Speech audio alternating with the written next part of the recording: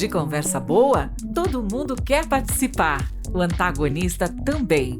Nossa equipe recebe convidados especiais para um bate-papo leve e divertido sobre as experiências de cada um. Podcast OA. Conversa boa de ver e ouvir.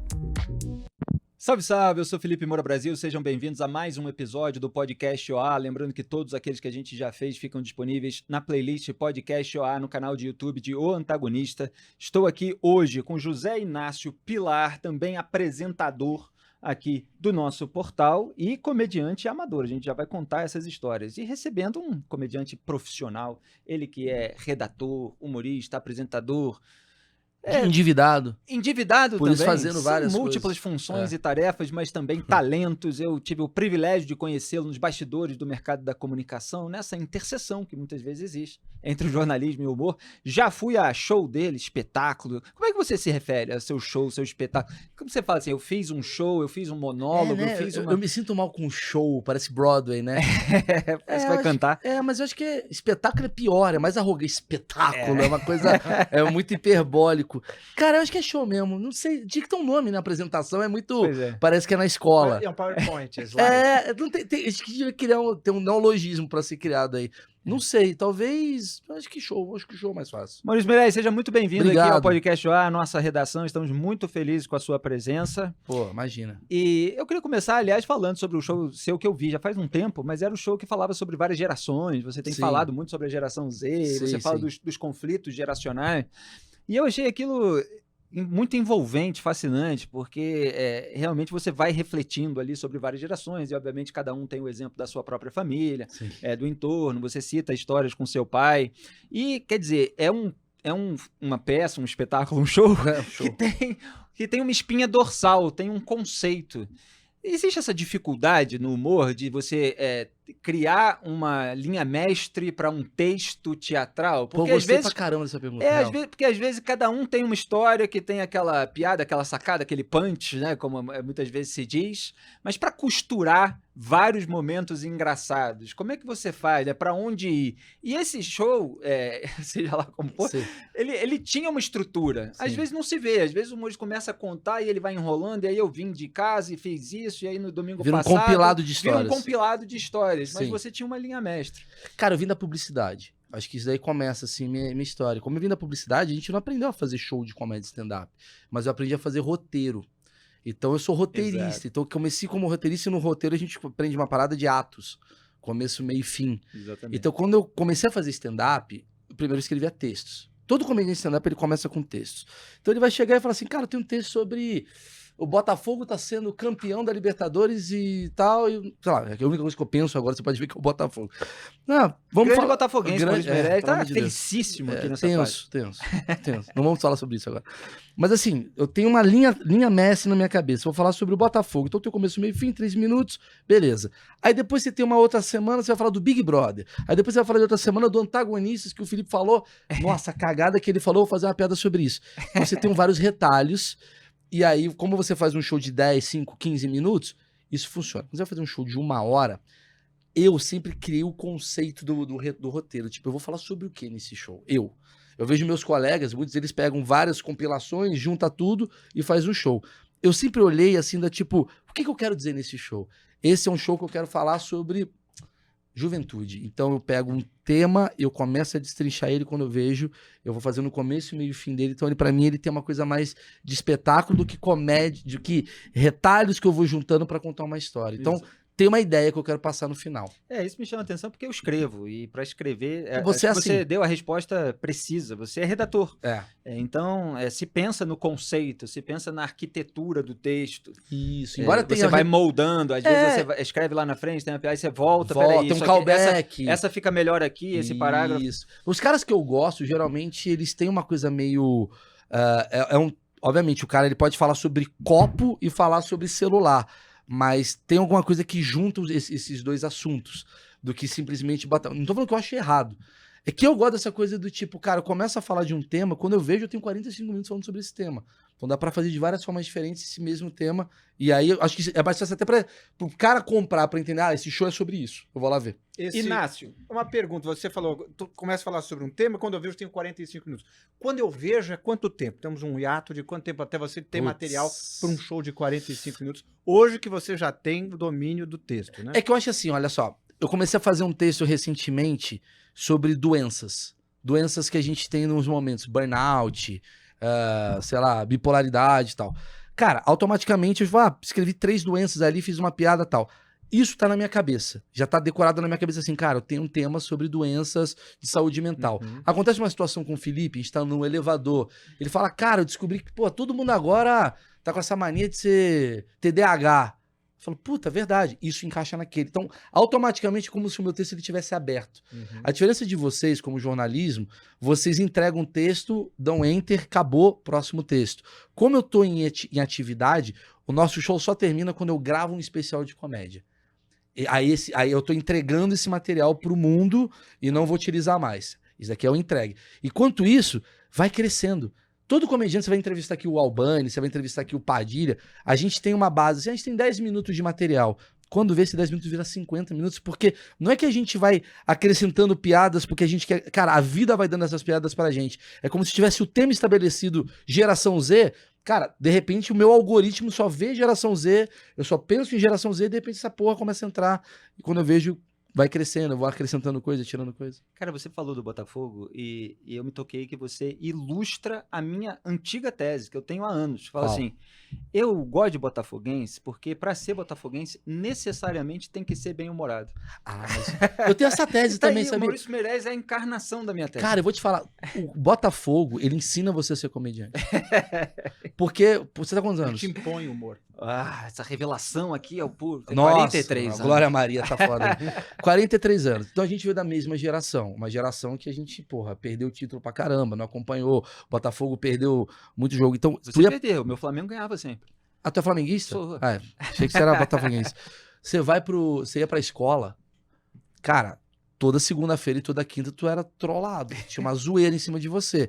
Então você tinha que reverter. Então o cara falava, Botafogo é uma merda. Pô, meu pai tem emprego. Tu dava uma. Então você acostuma a ser um cara, assim, sacana. Você vai ver, o botafoguense somos você vê, tem muito comediante famoso, assim, que é botafoguense. Além de mim, tem a Tatá é botafoguense, o Adnet é botafoguense. Aí você vai pegar o Cláudio Torres, o Hélio de la Penha. Tem uma linha aí, tem uma linhagem. Léo Lins. Verdade. Léo Lins é botafoguense. Geralmente a galera do bullying é botafoguense. Oi, Inácio, você ganhou prêmio com teatro de improviso? Mas evidente. Conta rapidamente Fui essa história. campeão brasileiro de um campeonato que não tem peso, mas ainda assim campeão brasileiro de teatro de improviso no Rio de Janeiro. É mesmo? No Teatro Espaço Contemporâneo, do nosso querido Dinho Valadares, não sei se você conhece ele. É Espaço Contemporâneo, isso em 2008. Tô ficando gaga. É isso. Que eram os egressos dos cursos do Marcos Gonçalves. Sim. Você do fez Balas, curso de improviso. do Alan Benatti, aquele Sim. pessoal todo jogando, né? O Murilo Couto você conheceu nessa época? Ele era estudante conosco também, já descalço, nosso Juca Chaves. Ele não mudou. Ele ainda tá assim. Ele continua. Porque ele também fez parte de um grupo seu da origem da sua carreira, não? De banda. De banda? Eu tive uma banda, a banda Renatinho. A banda era eu, ele, o Marcão, Sim. o Nil Agra e a Tatá, vocalista. A gente teve uma banda de rock, que foi a maior banda que já teve no Brasil e acabou como todas as melhores bandas. E você fazia o que na banda? Eu era guitarrista. E é até hoje? Cara, eu sou músico frustrado.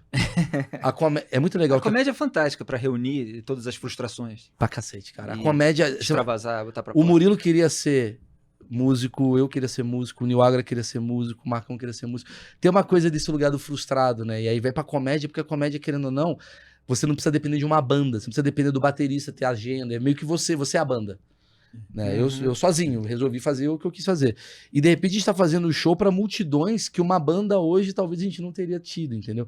Então tem aquele lado meio tipo esquizofrênico de querer de alguma maneira falar pra multidões e tal. Mas essa banda ela surgiu porque a gente tocava toda noite. Nosso futebol era eu encontrar o Murilo, encontrar o Nil. A gente ficava tocando, a Tata um dia foi, começou a falar merda, a gente fez uma banda e a banda durou 3 anos. E aí e acabou quando ela vai pra Globo. E qual era o repertório? Música autoral. Só música autoral. E algum ritmo especial?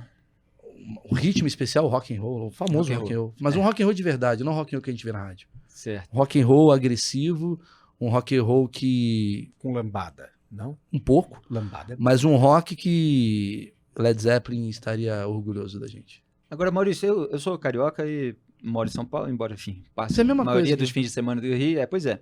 E você, como carioca também, botafoguense, você sabe que o mercado de stand-up no Rio é mais atrasado do que São Paulo. Posso estar errado se você me corrige, mas assim, aqui eu vejo que virou uma febre. Tem vários teatros, Mas é por criaram isso. aí casas de comédia, Mas é por isso aquilo a que demanda, existia nos Estados Unidos. Sim. No Rio de Janeiro, talvez pela praia, por outros lazeres, por uma competitividade natural que existe para o entretenimento, isso. Mas eu vejo que está chegando. Vocês cada vez mais estão tendo entrada em teatros no Rio de Janeiro. É uma impressão errada, não? Não, o Rio de Janeiro é o lugar mais de comédia do Brasil. Sim, é de verdade. O carioca ele é muito mais comediante do que o paulistano. A gente tem que lembrar que São Paulo não é São Paulo é Brasil.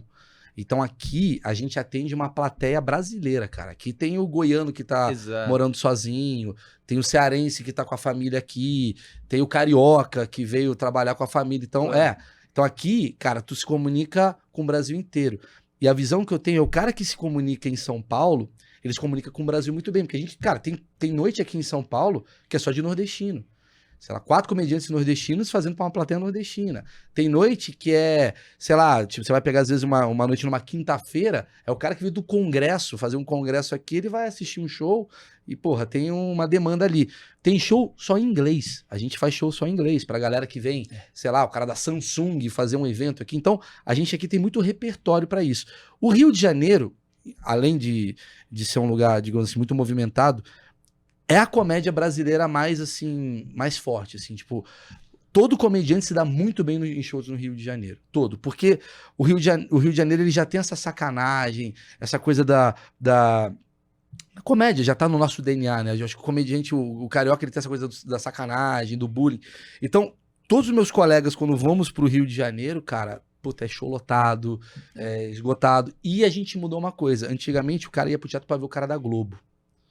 Isso Exatamente. Era assim, tu tinha uma panela, que era coisa assim, puta, cara, o cara tá na Globo, ele vai lotar teatro pelo Rio de Janeiro. Agora mudou um pouco isso, então a turma, tipo eu, o Albani, o Padilha, o Thiago Ventura, a Bruna Luiz, vai pro Rio de Janeiro, cara. O cara gosta de comédia, gosta de sacanagem, lota os lugares. Não, assim, o humor faz muito sucesso no Brasil, as pessoas são da zoeira, e no Rio, principalmente. O que eu tô falando, obviamente, é uma questão de mercado, de casas, é que aqui de tem show, muito mais demanda, cara. Exato. Aqui tem muito teatro, aqui tem muito bar, aqui tem muito restaurante que precisa, puta... Aqui tem muita oportunidade pra iniciar a comédia. E é o coração financeiro do país, tem uma questão de poder aquisitivo, mas o Rio de tem estrutura também. Mas o Rio tem um problema, que o Rio, assim, falta às vezes, assim, tipo... o restaurante daqui... Ele às vezes coloca comédia stand-up pra ser um atrativo. Lá no Rio o cara não vai botar, o cara vai botar um pagode. Ele vai preferir por uma coisa mais de bebida e tal. Não sei, é a minha visão.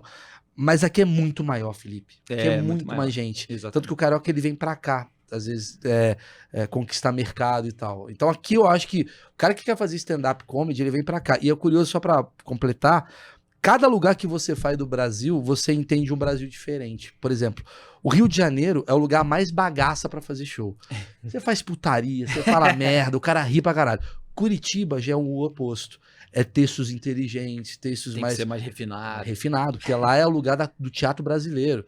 Festivais de teatro de Curitiba, aquela coisa toda. Então você não é qualquer coisa que o curitibano ri, é um mercado teste. Você vai pro Ceará, já é caos. Então você vai entendendo, cara, que Brasil que eu vou fazer show hoje. Então São Paulo, ele atrai todos e acho que por isso você acaba tendo mais flexibilidade em outros lugares. Assim. É um desafio para desenvolver várias técnicas para atingir todos os públicos. Aqui é. Inácio, levantou o dedo? Fala, Inácio. Eu levantei o dedo e tava com uma dúvida. Quando você já, digamos assim, tem muita cancha de palco, você já consegue brincar com a plateia, fazer material ao vivo. Perguntando qual é o seu nome, de onde você veio, quem é você, então você tá junto, e fica fazendo isso. Eu vejo isso muito nos vídeos da Bruna Luiz. Sim. Ela faz isso muito bem, costura. Até que ponto isso dá para você usar de enxerto, digamos assim, enxerto no bom sentido, para um show de 1 hora? Quanto é texto, quanto é improviso? Você consegue delinear? Cara, depende. Eu faço um negócio chamado webbullying, né? Que eu, tipo assim, eu já faço improviso no palco há coisa de 10 anos. Só que o meu improviso, ele é roteirizado, ele é de outra forma. Ele tem uma brincadeira, só pra contar pra quem não sabe. No final do meu show, eu tenho um show de stand-up de 1 hora, e aí depois do show de 1 hora, eu chamo alguém da plateia ou um convidado, eu abro a rede social dessa pessoa e eu fico fazendo um trote 2.0, ou seja, quem tá online, vou mandando mensagem, manda mensagem pro Instagram, dá uma sacaneada. Eu tento fechar o meu show com 1h25 no máximo. Eu acho que a comédia, ela cansa. Ficar 2h30 fazendo comédia, eu acho que chega um momento que o cara já começa a não rir. Porque a piada ela começa a ficar um pouco mais previsível. É diferente da música, que música tu tá dançando, tá ouvindo, bebendo. Música você não tá focado, se você parar pra pensar. Uhum. Você não vai num show de música e fica ouvindo a música e analisando a música. Você tá ali, né? Você tá no ambiente. Comédia, 1 hora, cara, as pessoas cansam de rir. Dizem que o ideal, tanto você vai ver especial de comédia, o ideal é 55 minutos, 1h10, acaba um especial de comédia, que é o tempo suficiente. Alguém deve ter feito alguma base, algum dado sobre isso. Então, geralmente, num show de uma Bruna Luiz e tal, eu acho que assim, de uma Bruna, meu, do Albano e tal, acho que 10 minutos de improviso é o ideal pra você se conectar com a plateia.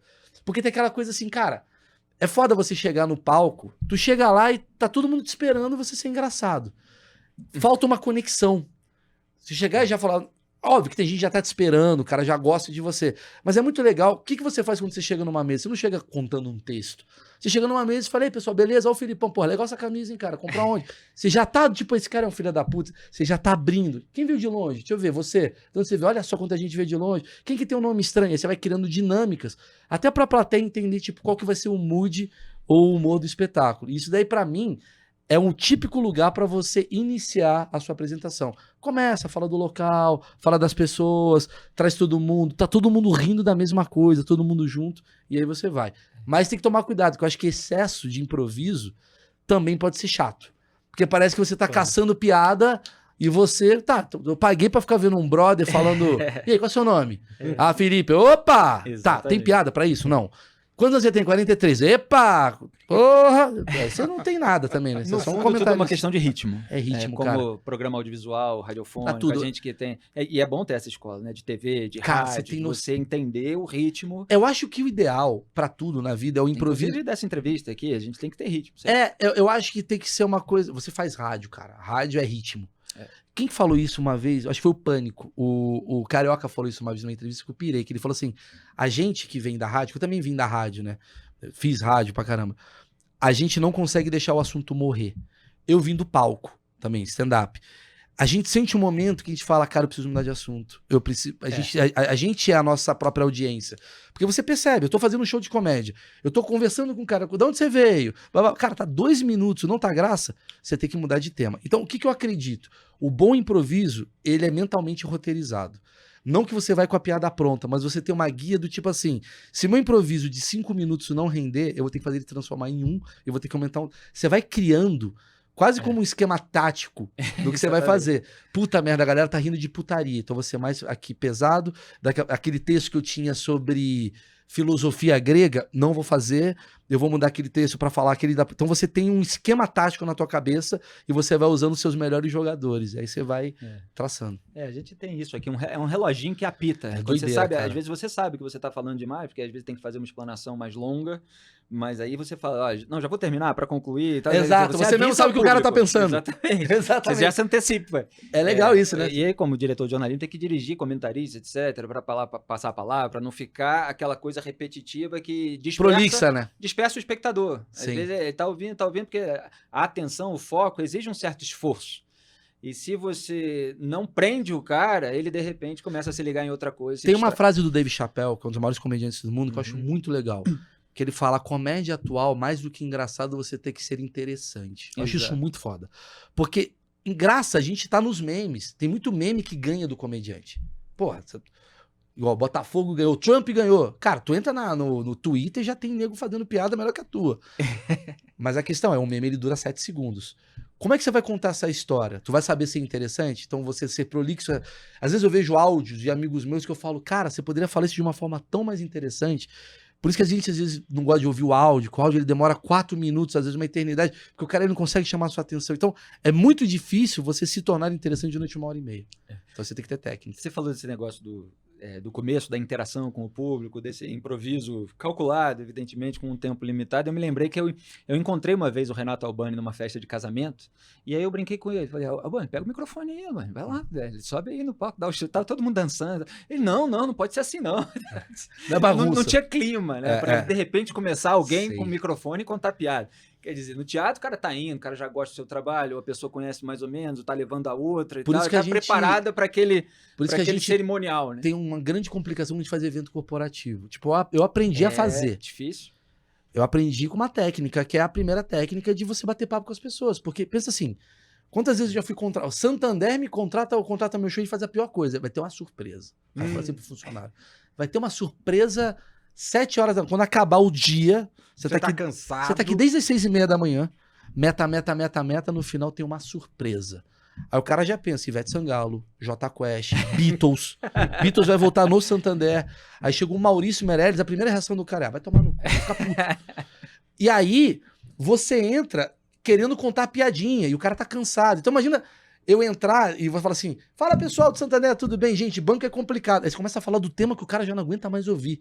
Então a primeira coisa que eu recomendo é tu entrar e falar, e aí pessoal, tudo bem? Como é que vocês estão? Quem aqui é o líder? Quem aqui não sei o quê? De alguma maneira você tá falando, tô aqui, tô chegando com vocês, porra, me ajuda a entender pra onde eu vou. E aí você vai pro caminho. Você chegar já atacando o texto, o cara não tá no mood ligado de quero ouvir um texto. Que é diferente do cara que compra. Agora, como vocês não dão ponto sem nó, isso aí acaba virando um produto pro YouTube e que não compromete aquele texto que vocês mantêm em vários shows. Sim. Quer dizer, você tem o texto do show, o cara paga o ingresso para assistir aquela 1 hora de espetáculo. Mas você tem 10 minutos ali que em cada sessão é diferente. E ninguém sabe exatamente o que vai acontecer e aqueles 10 minutos rendem um vídeo pro canal. O Renato Albani faz isso. Todo mundo... Eu posso falar... Passaram a fazer... Eu comecei a fazer isso em 2015. Eu vou te falar por quê. Não, foi antes. Eu comecei a fazer isso com Webbullying, em 2012. É verdade. Eu comecei isso com Webbullying. Você é um dos pioneiros. Eu vou te falar por quê. Eu tava vendo o Barbichas. O Barbichas, que é o clube de improviso, né? Os melhores improvisadores que temos hoje são o clube Barbichas, faz o improvável e tal. A gente fazia stand-up naquela época, nós como stand-up. Cara, é muito difícil fazer um texto stand-up bom. Real, é muito difícil. Porque, cara, tem muita questão, você vai testar, tô com uma piada aí muito engraçada, Felipe, sobre o Trump. Vou escrever a piada, vou testar, galera não riu. Muda a piada, muda a abordagem. Você tem que decorar 12 minutos. Decorar, na cabeça de todo mundo maluca, é difícil. Então eu olhava para aquilo e falava, é difícil eu renovar o meu tipo de material com qualidade. Então eu preciso ter um bloco de improviso. Exato. Igual os barbichas faziam. Então eu olhava pros barbichas e falava, legal, porque todo show deles é diferente. E eu era mestre cerimônias deles nessa época. Eu viajava o Brasil com os caras. Eu olhava e falava assim, eu acabei de fazer 3 shows com os caras e nenhum show foi igual ao outro.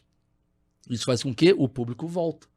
Não sei como é que vai ser o show hoje. Não sei. O cara ia sábado, domingo, sexta, no mesmo show e via 3 shows diferentes. Eu falei, eu preciso ter isso no meu show. E aí eu ficava testando o formato e o Webbullying, quando surgiu, eu falei, é isso. Porque o que tá em evidência? Rede social. Eu entro na sua rede social, todo mundo tem uma curiosidade absurda em saber como é que é o seu grupo de família, como é que o Felipe fala com a mãe, como é que o Felipe fala com um amigo, como é que o Felipe é com uma mulher, como é que o Felipe sacaneia. Aquilo ficava no telão, rendia... Essas curiosidades aparecem no chat, inclusive. Exatamente. Inclusive, a gente vai mostrar. Por isso que eu tô vindo sem o celular. Exato, toma cuidado. De jeito nenhum. Então, aquilo começou a virar uma coisa semanal de diferenciação. Toda semana eu colocava no ar um trecho. E isso movimentou o meu show. Então, o meu show começou a lotar, porque o cara fala, vou lá no show desse cara ver isso daí que é ao vivo. Sai de baixo, fazia isso, né? De fazer no teatro, botava na TV, o cara fala, quero pagar pra ver ao vivo. E aí isso foi virando. E aí chegou no nível... Você tem que fornecer um aperitivo. Mas o que o Albani faz, o que o Afonso faz, eu não consigo fazer. Eles fazem texto. É uma outra vertente. O que eu faço é improviso. Os caras fazem texto. Os caras sentam...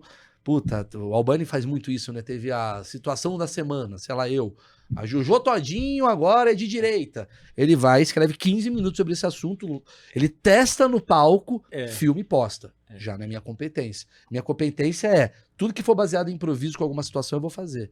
Então assim... ele faz a piada em cima do lance. Mas é que ele também tem aquele quadro de... Quem é que vem de muito longe aí? Exato. Tem uma coisa de improviso, tem uma coisa de fato da semana, eles fazem muito bem isso. O Murilo Couto tá fazendo isso agora. E é muito curioso, né? Que o Rafinha agora tá nos Estados Unidos bombando. O Rafinha Basso. E o Rafinha... Que faz vários shows em inglês. Sim. Ele apresentou a gente pros maiores comediantes do mundo, falando, cara, esses caras aqui no Brasil estão fazendo material semanal de 18 minutos. Os caras ficam, não acredito. A gente é o único no mercado mundial que faz isso, cara. Os americanos não têm essa agilidade de a cada humorista semana... jornalista. Tá produzindo ali em cima do lance. Exatamente, cara. Exatamente. Então, virou uma coisa muito boa e também preocupante para outros caras, porque você ganha mais dinheiro no YouTube do que às vezes fazendo show, porque o YouTube paga em dólar. Isso é uma boa. Então o cara ele fala assim, não, pô, tem que abrir frente. Vou fazer pro YouTube do que fazer pro show. Então tem muita gente fazendo show pra câmera e não pra plateia. Fantástico. Inácio, antes da gente passar aqui para a pauta política, a interseção, na verdade, do humor, do jornalismo, da política, quero saber o seguinte, você, e para perguntar para o Maurício a respeito disso, você tinha medo de subir no palco, de fazer improviso? Porque é preciso muita coragem para fazer esse tipo de coisa. As pessoas tímidas, muitas vezes, têm dificuldade. Nunca tive medo. Eu gosto de palco, gosto de câmera. Gosto de aparecer, né? Fala a verdade. Mas eu gosto de entreter, gosto de ver que o outro lado tá rindo. E gosto de entender o que tá por trás disso. Tanto que o improviso é bacana, porque nada é errado. Era até um professor que a gente teve. Nada é errado. Desde que seja interessante e que você esteja concatenado com quem está em cena, nada é errado. Você não sabe para onde vai, mas você propõe, então acolha a proposta do outro. Então, isso aqui é muito bacana. E como você mesmo falou do improviso no palco, quando você começa, quando você está no começo de uma apresentação, está brincando com o público, eu queria saber se você já tomou uma invertida, mas aquela que você se lembra até hoje. Puta, várias, cara. Tipo, meu Deus do céu, aquele dia realmente eu quis ir embora do palco porque eu fiquei... Eu tenho uma situação que não foi no improviso, mas foi uma situação que a galera do Comédia ao Vivo, quando eu fazia parte, cara, é até uma história da gente muito bizarra, que assim, eu tava fazendo alguma piada, tava testando alguma piada, e eu tava meio inseguro com essa piada, tô testando ali, fazendo material, tal. E eu fiz uma piada que não entrou. E alguém da plateia fez... deu uma zoada, assim, né? Sabe aquela zoada de... Quinta série. Aí eu falei, vai se fuder. Comecei a xingar, vai se fuder, vai tomar no cu, fica me zoando. A galera começou a rir, né? Eu falei, a galera tá rindo diferente. Eu comecei a aloprar o cara. Você vem aqui pra ficar, parece um retardado, bababá, se fuder, babá. Passa um dia, tem um e-mail no Reclame Aqui. Meu filho é deficiente mental. Ai. Nossa. E ele estava no show. E assim... Aquilo ali foi ele rindo. Porque assim, eu fiz a piada. Agora eu tô mal. Eu fiz a piada e a piada foi ruim, mas o cara... Talvez o único cara que gostou da minha piada foi ele. Eu tinha que abraçar ele. Ele riu. Como saber. Ele quis, de alguma maneira, fazer... Manifestar. Uau! Sei lá, o que ele quis fazer, mas ficou... E aí parecia que tava me zoando. Essa coisa de moleque... Sei. E eu aloprei.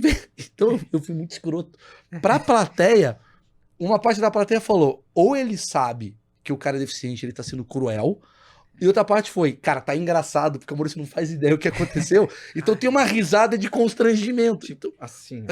Meu Deus, ele não tem noção. Meu Deus. Sabe assim, foi isso. Cara, e veio um e-mail assim, do tipo, você ficou... Meu filho foi no show e foi uma situação super constrangedora. Mas é aquela coisa, cara, eu não imaginaria. Achei que era alguém sacaneando a gente. E ninguém conseguiu responder lá, o e-mail, amenizar a situação, não deu. Né? A gente falou... A gente... Cara, sim, mas é muito difícil, né? Porque a gente é visto como filho da puta, né? Então já tá automaticamente... o Maurício não sabia do... E de fato eu não sei. Acho que as pessoas não têm uma noção disso. Até eu vou até te falar do lado daqui. Você não tem visão raio-x pra ver de noite. Não, e outra, cara, vou te contar. Quando você faz um show de comédia, a sua cabeça tá em milhões de caixinhas. Porque você tá pensando na piada que você vai fazer, na menina que tá sentada, tem um cara que levantou, o cara que da produção tá mostrando um relógio e tem uma luz que te cega, você não vê as pessoas. Eu não sei se na minha frente tem um gordo, se tem um magro, se tem um preto, se tem um branco, eu não sei. Tanto que a gente faz o recurso de luz de plateia. Quando a gente fala luz de plateia, eu vejo a plateia. Se não tem luz de plateia, eu não sei. Então se o cara faz... Você não sabe quem tá falando. Então pra você é um grande... E as pessoas não têm essa noção. Elas acham que você tá vendo elas. Então talvez possa ter batido como eu fui cruel, mas eu não fui. De fato eu não fui. Já fui outras vezes, mas não nesse caso. Claro. Muito. É uma bela situação. Maurício, Mas o que acontece? então, a gente está gravando esse episódio do podcast OA no dia, na verdade, em No que dia. saiu o resultado The da day eleição after. americana, da vitória do Donald Trump. Sim. E quando o Maurício Meirelles chegou aqui, eu falei, Maurício, uma das razões de eu gostar de você, e obviamente no mercado da comunicação a gente já viu muita gente se vendendo, mudando critério para surfar na onda, para ganhar mais dinheiro, para ganhar microfone no horário nobre, poder, influência. O Maurício Meirelles, ele continuou independente, continuou fazendo graça com todos os lados, e eu adoro quando você faz as suas postagens lá no X, Sim. implicando com as militâncias lulistas, bolsonaristas, Eu adoro. que é o que eu faço Sim, também, porque a sim. gente é muito A gente atacado. sofreu junto, né, numa época aí. Exatamente.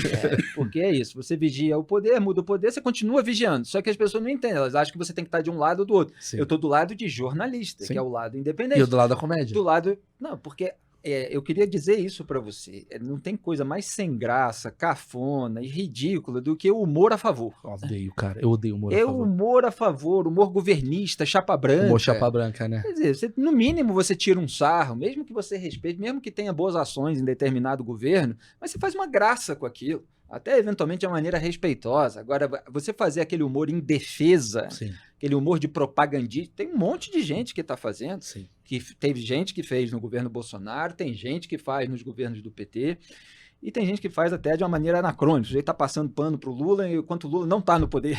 Putz, isso é bizarro. Como é que você lidou com toda essa militância e você se diverte? Você às vezes fica um pouco atravessado, meio indignado? Já fiquei, cara. Acho que eu já falei isso algumas vezes, assim. Eu acho que eu tenho o mesmo DNA teu. Acho que é por isso que a gente se conecta. Peguei você na época da Jovem Pan, numa época, assim, pesadíssima de Jovem Pan, que eu também trabalhava lá, então foi aquela transição de governo, né? E eu acho que as pessoas, cara, no X, elas não entendem um personagem que eu fico fazendo 24 horas. Eu acho isso muito engraçado. Tem alguns personagens que eu adoro lá no X, que é a coisa do cara que sacaneia essa militância. Eu acho essa militância muito cômica. É cômica, é tragicômica, mas é... E para isso que às vezes... deixa de ser. Hoje mesmo eu fiz uma postagem, né? Isso eu acho muito engraçado. Eu fiz uma postagem que parece que o Lula parabenizou o Donald Trump pela vitória. Sim, Diplomata, dias né? depois de ter associado ao Pronto. fascismo e ao nazismo. Foi o que eu fiz. Eu falei, nossa, que absurdo, o meu Lula parabenizando um nazista.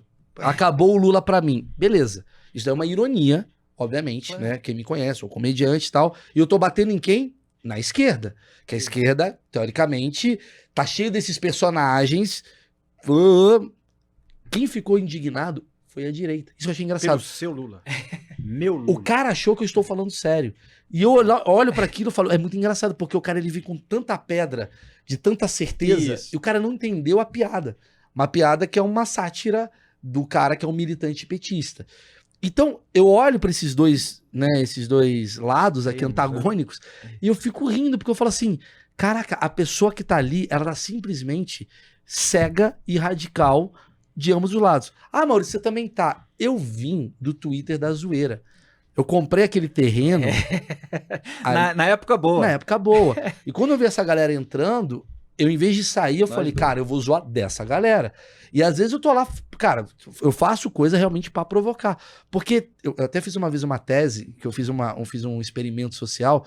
Se você posta coisas muito light no Twitter, no X, né, no caso, nada vai acontecer. Se você posta coisas extremamente controversas, essa merda vai viralizar, porque a grande graça do cara é compartilhar como se ele fosse dono de uma moral. Então ele vai pegar aquilo e vai falar assim, olha que absurdo. Então ele replica o absurdo. Então quanto mais absurdo você fala, mais você chega nas pessoas. Então a melhor forma de você crescer no X é simplesmente sendo controverso. Vou dar um exemplo que nem é tão político. O meu tweet que mais viralizou até hoje foi uma foto do Largo do Anhangabaú, depois da reforma, que é todo concretado. Sim. E antigamente, há 100 anos atrás. Tem mais de 1 milhão de retweets, porque mostrou antes e depois. Eu falei, ficou pior. E aí pronto, desceram a lei em todos os prefeitos desde aquele dia até aqui. Mas é isso. Porque o cara... Teve um tweet que eu postei que bombou muito, que eu botei uma praia... Eu fiz de propósito. Fiz a praia de Balneário Camboriú e falei, a melhor praia do Brasil. Fiz isso. Porque eu sei que essa galera de militância de esquerda vai pegar, vai compartilhar, porque ele quer sentir acima de você, ele vai né, tentar trazer os pertencidos dele e falar, olha que cara babaca, olha que xenófobo, olha que imbecil, a pior praia, na verdade, é de Balneário, Santa Catarina, não sei o quê. E, cara, quando você vê, você tá viralizando em tudo que é bolha. Porque o cara que ele tá ofendido com você, ele te levanta tanto que faz aquele cara lá que era o menino lá que era o jogador de vôlei. Lembra que o menino do jogador de vôlei que ele criticou algum quadrinho que tava falando sobre homossexual, alguma coisa, deu uma crítica que o super-homem ia ser gay, uma merda dessa daí. Ele criticou. Exato. E a galera ficou tão atacando ele que o cara virou deputado federal. Então você cria o monstro que você é contra. Então eu olhei e falei, cara, em vez de eu ficar pedindo desculpa, baixando a cabeça, pelo contrário, mano, eu vou ficar aloprando. Só que chegou uma época que isso me encheu o saco. A minha energia ficava muito baixa, porque, cara... É muito ataque. O cara te ameaça, o cara acha que, porra, você tá levando a sério a situação. Agora eu já tô mais light, assim. Mais ainda uso o Twitter pra me divertir. E tem um fenômeno muito interessante, que se você fizer uma piada numa publicação só sobre o lado do lulismo, ou só sobre o lado do bolsonarismo, esse lado fica revoltado com você, acusando você de estar do lado contrário, mesmo que a sua postagem anterior tenha sido contra o lado contrário. Exatamente. Mas é que é como se fosse um universo à parte. Cara, aquela postagem coloca você do outro lado, independentemente do que você publicou antes e depois, eles não estão nem aí. Eu fiz uma matéria no CQC em 2000... Quando que foi as eleições da Dilma com Aécio? 2014. 2014. Eu fiz uma matéria no CQC que foi muito legal. Eu fui na rua, peguei as propostas da Dilma e levei pro pessoal do PSDB. Falei, o que você acha? Sem dizer que é dela. Isso é maravilhoso. Falando que era do Aécio. Você acha certa essa proposta? Os caras, essa proposta é maravilhosa! E fiz a mesma coisa lá da Dilma. Ou seja, os caras são cegos. Os caras nem perceberam que eu tava, na verdade, fazendo uma trollagem. É isso. O que isso representa é que as pessoas não têm muita capacidade de abstração e elas não estão raciocinando em cima de ideias, de valores, de princípios, de posições, simplesmente em termos de pertencimento a uma tribo, a um grupo. É o nós contra eles. É o nós contra eles. Tipo assim. Então, se você tá com a gente, você é bom. Se você tá do outro lado, você é mal. Mas, Felipe, isso tem a ver com o fato de eu ser botafoguense. Porque, assim, é verdade. Voltamos ao início. Vai voltar. Porque, assim, eu sou botafoguense. O meu time hoje é o melhor time do Brasil, de futebol. Mas eu admito quando o meu time é uma merda. E às vezes eu olho, assim, tem uns caras que não falam isso. Mano, caralho, mas eu tô vendo. O Botafogo perdeu de 7-0 do Friburguense. Eu vou falar que o time é o melhor. A gente tem que ser independente, imparcial, principalmente em relação ao nosso time. Você tem que ter autocrítica. Eu critico a zaga do Flamengo o tempo todo. Você tem que ser autocrítico. Aí, por exemplo, eu postei um vídeo agora. É muito curioso, né? Porque o Botafogo está vivendo um momento agora de Botafogo está prestes a ganhar 2 títulos, nesse momento que a gente tá gravando isso daqui. Prestes não significa que vai ganhar, mas tem possibilidades. Até postei que eu tô morrendo de medo que, justo que o Botafogo agora tem grande chance, o Trump ganha, pode ser que entre uma nova pandemia e o Botafogo não seja campeão e o caralho. Mas assim, tá tendo esse momento. O Botafogo tá prestes a ganhar 2 campeonatos e tal. Eu fiz um vídeo como um botafoguense autêntico que eu sou. Que é tipo, porra, tô meio com medo, mesmo assim eu tô com medo. Eu fui no jogo do Botafogo, foi 5-0 Penharol. O segundo jogo, 5-0 Botafogo do Penharol. O segundo jogo a gente tava com medo de perder essa vaga. 5-0 de vantagem. Eu olhei, aí eu postei isso, alguns botafoguenses me mandaram, para com essa porra, para com medo. Eu falo, caralho, isso daí é uma autocrítica de botafoguense. Não vou ficar fingindo Você tem um histórico de sofrimento. Eu tenho um histórico, porra. PT, vocês têm um histórico de roubo. Perdeu, foi 3-1, Bolsonaro, né? Você tem um histórico de fascismo. Tem uma porrada de coisa acontecendo. Aí os caras ficam, não, cara, tem merda no bolsonarismo, tem merda no lulismo, tem merda no malufismo, tem merda no marçalismo. Eu sou comediante, ele é jornalista. A gente vai pegar essas merdas e falar, gente, não deveria ser por aqui, que deveria melhorar? Aí você não pode comentar isso, eu fico puto. Exatamente. Maurício, dê aí o seu merchandising, os próximos shows, o que você anda aprontando? Vamos lá. Eu tava com... Esse fim de ano tem alguma programação especial? Cara, eu acabei de encerrar minha temporada aqui em São Paulo, cara. Eu fiquei 2 anos aqui, foram 2 anos de lotação máxima. Eu sou muito feliz, cara, aqui, de verdade. Eu faço no Shopping Eldorado. Eu acho maravilhoso que vocês todos estejam lotando os teatros cara, eu aqui. Acho. Ninguém comenta, Felipe, ninguém comenta. Então tô comentando, hein, que fique registrado. Eu vou falar, Bruna Luiz tá levando, sem sacanagem, por fim de semana, quase 10 mil pessoas. A Bruna Luiz. O Albani por aí também. O Thiago por aí, Afonso Padilha por aí, eu um pouco menos, botar umas 6, 7 mil. Se você parar pra pensar, o Rabin, se você parar pra pensar comédia brasileira, quase 100 mil pessoas por fim de semana a gente leva pra teatro. E a galera não comenta. Não sei porquê, não sei se é porque a gente é independente demais, mas, porra, as redes não comentam. Aí fulano faz show pra meia dúzia de gente tá lá no UOL, tá todo mundo comentando, porque tem a questão do dependente, a mídia, o consórcio, começa a essas porra. Então, eu tenho muito orgulho de todos os meus colegas comediantes, porque eu sei o ralo que é você lotar show sozinho, sem depender de uma mídia, de uma Globo, de uma Jovem Pan, que seja. Então, assim, eu sou muito grato e muito amigo de todos eles e eu elogio todos. Tirando essa parte da rasgação de seda punheta que eu fiz agora, eu vou estar... Cara, eu vou gravar, acho que um especial de comédia aqui em São Paulo. Opa. No começo de dezembro. Vou gravar meu especial de comédia aqui e no Rio. Vai ser junto. Eu vou gravar em São Paulo e no Rio. Vou pegar o melhor dos 2 shows e fazer um compilado. E, além disso, eu tô com um show pelo Brasil inteiro. Tô indo agora pra Vinhedo. Qual é o nome do show atual? O nome do show atual é Webbullying. Eu tô fazendo Webbullying, que é o 10 anos Webbullying. Geração Z. Uhum. E aí eu vou entrar com um novo show a partir de março. Eu ainda não sei o nome. Canal de YouTube, Instagram, X? Canal do YouTube, Mal Meirelles, com 2 L's. E o Twitter é a mesma coisa. Eu ainda chamo de Twitter, cara. Desculpa, não gosto de falar de É difícil falar também. Eu sou transfóbico, parece, né? Nossa, que Eu não consigo falar o nome, que ele quer ser falado, ser chamado. Eu tô no Instagram também, Mal Meirelles com 2 L's, o X Mal Meirelles com 2 L's. Tudo é Mal Meirelles com 2 L's, você me encontra. TikTok. Comentar rapidinho as coisas que eu me lembro bem do seu show. Teve um momento que você falou do conflito geracional e aí que a pessoa tenta parecer de outra geração, daqui a pouco acaba uma mistura, não me lembro exatamente qual era a formulação da piada, e você fala, daqui a pouco tá careca de brinquinho que nem baterista do Roupa Nova. Ah, isso mesmo. O meu público, eu falo que gargalhada, porque a gente acompanhou o Roupa A gente Nova. é o cara de 40 anos. O cara de 40 anos, o nosso público, ele é jovem e velho ao mesmo tempo. Então ele é careca e tem brinco. Então ele é um baixista do Roupa Nova. Baixista. Que é aquele cara que tenta, ele é velho, mas ele põe um brinco, fuma um vape, você não sabe. Tipo, o cara vai de boné pra balada, regata, bambam. Esse é o nosso público. É um cara que envelheceu e não quer acreditar. O meu público é pra caralho. Aí você falou do Gil Gomes, do Aqui Agora, coisas da nossa época, do 011 1406, que vendia de tudo. Banheira do Gugu. A banheira do Gugu, a molecada não sabe o que é. E assim, pra gente fechar, a relação com seu pai. Você fala uma história bonita. Eu me lembro que é um momento emocionante do show. Tem momentos cômicos da sua relação com o pai, mas tem um momento bonito. Tem, cara. O que ficou de mais marcante? Cara, e é um momento político, tá? É muito legal falar disso. Meu pai é bolsonarista doente. Doente mesmo, assim. Já sendo bolsonarista seria. Mas ele é doente mesmo. Meu pai é um cara que gostava muito do Bolsonaro e tal. E durante a pandemia ele pegou Covid. E aí ele fez uma cagada, que eu acho que ele tava com Covid e ele foi tomar vacina. Porque, tipo, não pode, né? Que o vírus já tava incubado nele, ele tomou a vacina e ele ficou em coma. E durante... 40 dias ele ficou em coma.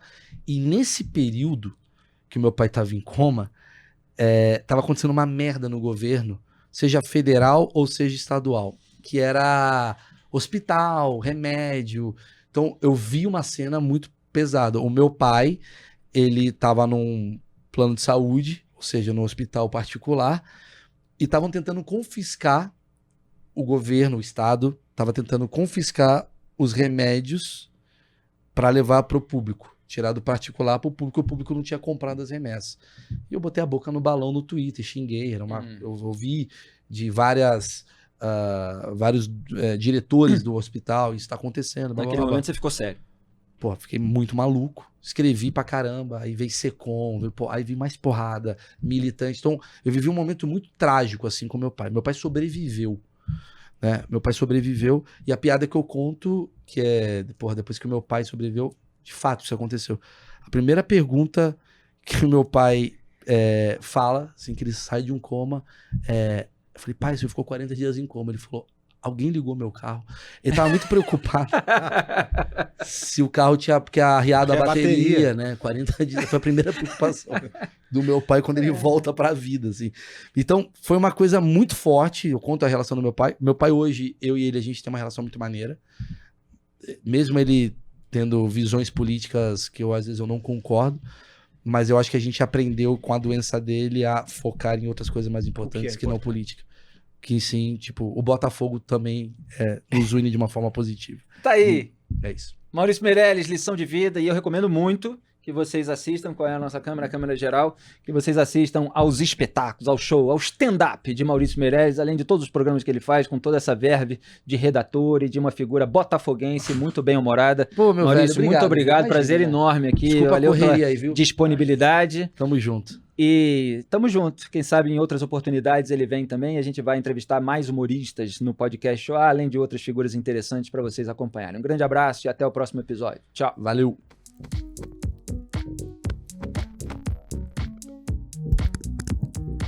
Podcast OA. Conversa boa de ver e ouvir.